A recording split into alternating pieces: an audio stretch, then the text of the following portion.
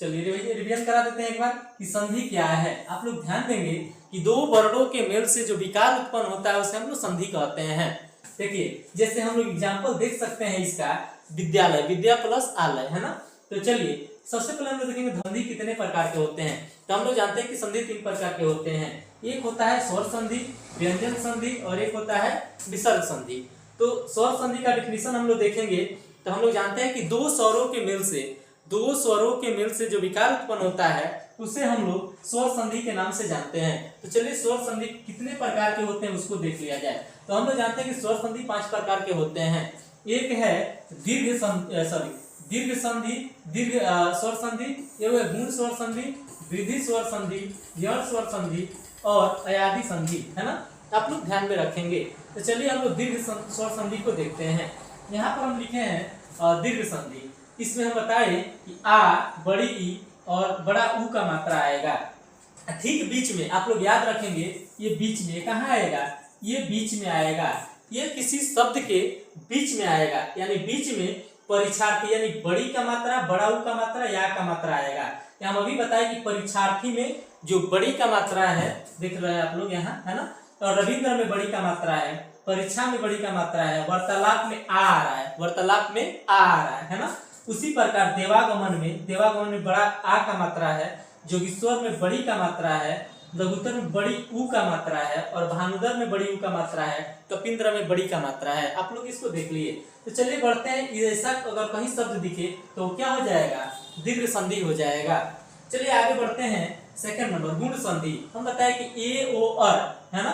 देखिए ए का मात्रा आ जाएगा बीच में, ए का मात्रा, ओ का मात्रा, महर्षि में और आता है। यहाँ आप लोग ध्यान रखेंगे, महर्षि में और आता है तो ये हम लोग ध्यान में रखेंगे, और आता है यहाँ पर।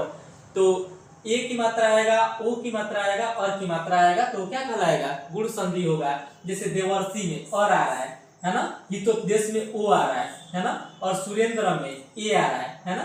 तो ये हम लोगों का कौन संधि होगा, गुण संधि होगा। ठीक है। चलिए तीसरा हम लोग देखते हैं वृद्धि संधि। वृद्धि में ए आएगा, नहीं तो अ आएगा। अगर हम लिख रहे हैं एक,